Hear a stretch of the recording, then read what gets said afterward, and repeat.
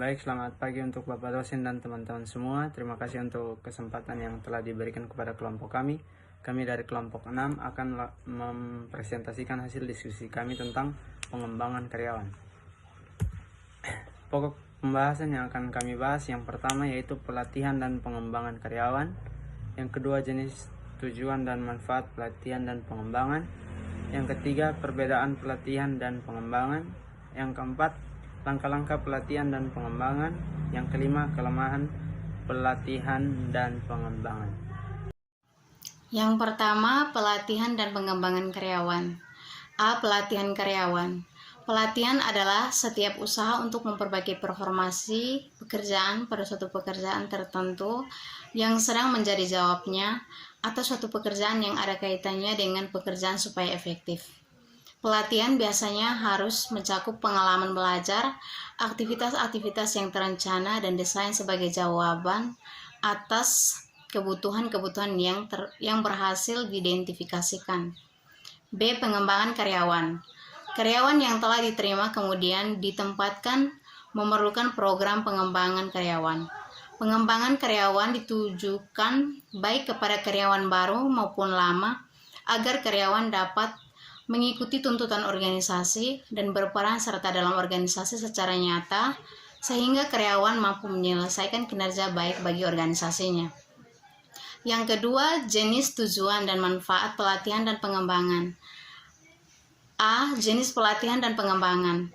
Terdapat banyak pendekatan untuk pelatihan. Menurut Shimamura 2006-278, ada 5 jenis pelatihan yang dapat diselenggarakan. Yang pertama, pelatihan keahlian. Pelatihan keahlian atau skill training merupakan pelatihan yang sering dijumpai dalam organisasi di mana program pelatihannya relatif sederhana, kebutuhan atau kekurangan diidentifikasi melalui penilaian yang jeli. Kriteria penilaian efektivitas pelatihan juga berdasarkan pada sasaran yang diidentifikasi dalam tahap penilaian. Yang kedua, pelatihan ulang. Pelatihan ulang atau retraining adalah subset pelatihan keahlian. Pelatihan ulang berupaya memberikan kepada para karyawan keahlian-keahlian yang mereka butuhkan untuk menghadapi tuntutan kerja yang berubah-ubah. Seperti tenaga kerja instansi pendidikan yang biasanya bekerja menggunakan mesin ketik manual, mungkin harus dilatih dengan mesin komputer atau akses internet. Yang ketiga, pelatihan lintas fungsional. Pelatihan lintas fungsional atau cross-functional training melibatkan pelatihan karyawan untuk melakukan aktivitas kerja dalam bidang lainnya selain dan pekerjaan yang ditugaskan. Yang keempat, pelatihan tim. Pelatihan tim merupakan bekerja sama terdiri dari sekelompok individu untuk menyelesaikan pekerjaan demi tujuan bersama dalam sebuah tim kerja. Yang kelima, pelatihan kreativitas, di mana pelatihan kreativitas atau kreativitas training berlandaskan pada asumsi bahwa tujuan pelatihan dan pengembangan. Tujuan diselenggarakan pelatihan dan pengembangan kerja diarahkan untuk membekali, meningkatkan, dan mengembangkan kompetensi kerja guna meningkatkan kemampuan, produktivitas, dan kesejahteraan. Adapun tujuan-tujuannya sebagai berikut.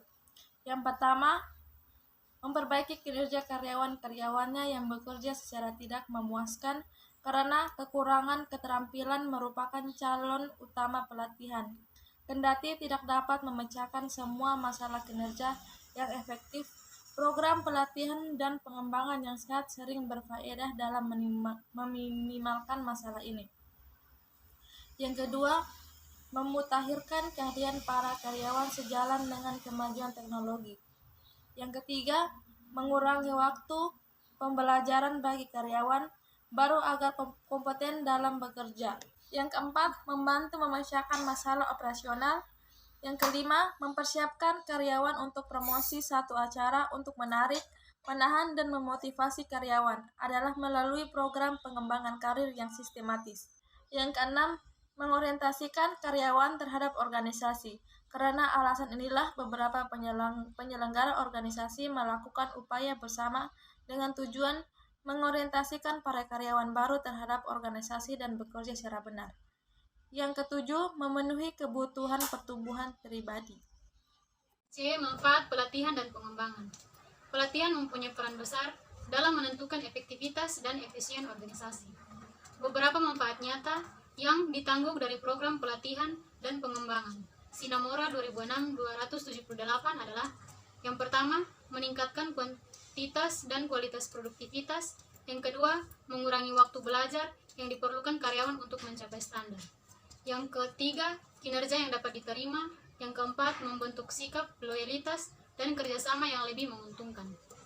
Yang kelima, membentuk kebutuhan perencanaan sumber daya manusia. Yang keenam, mengurangi frekuensi dan biaya kecelakaan kerja. Yang ketujuh, membantu karyawan dalam peningkatan dan pengembangan pribadi mereka. 3. Perbedaan pelatihan dan pengembangan. Adapun perbedaan antara pelatihan dan pengembangan menurut Syafarudin 2001-217. A. Pelatihan tujuan peningkatan kemampuan individu bagi kepentingan jabatan saat ini. Sasaran peningkatan kinerja jangka pendek. Orientasi kebutuhan jabatan sekarang. Efek terhadap karir, keterkaitan dengan karir relatif rendah. B. Pengembangan. Tujuan peningkatan kemampuan individu bagi kepentingan jabatan yang akan datang. Sasaran peningkatan kinerja jangka panjang. Orientasi kebutuhan perubahan terencana atau tidak terencana. Efek terhadap karir, keterkaitan dengan karir relatif tinggi. 4. Langkah-langkah pelatihan dan pengembangan. Langkah-langkah pelatihan dan pengembangan: yang pertama, mengidentifikasi kebutuhan pelatihan. Yang kedua, menentukan tujuan program pelatihan dan pengembangan. Yang ketiga, merencanakan dan mengembangkan program pelatihan dan pengembangan. Yang keempat, implementasi program. Yang kelima, evaluasi dan monitoring program. 5. Kelemahan pelatihan dan pengembangan. Kelemahan pelatihan dan pengembangan. Beberapa kelemahan pelatihan dapat menyebabkan gagalnya sebuah program pelatihan. Suatu pemahaman terhadap masalah potensial ini harus dijelaskan selama pelatihan pada trainer. Kelemahan meliputi: yang pertama, pelatihan dan pengembangan dianggap sebagai obat semua penyakit organisasional. Yang kedua, partisipan tidak cukup termotivasi untuk memuaskan perhatian dan komitmen mereka. Yang ketiga, sebuah teknik dianggap dapat diterapkan di semua kelompok dalam semua situasi dengan keberhasilan yang sama. Yang keempat, kinerja partisipan tidak dievaluasi begitu karyawan telah kembali ke pekerjaannya. Yang kelima, informasi biaya manfaat untuk mengevaluasi program penelitian tidak dikumpulkan. Yang keenam, ketidakadanya atau kurangnya dukungan manajemen. Yang ketujuh, peran utama penyelia atau atasan tidak diakui. Yang kedelapan, pelatihan bakal tidak akan pernah cukup kuat untuk menghasilkan perbaikan kinerja yang ada. Sekian dari hasil presentasi kelompok kami. Kami ucapkan terima kasih.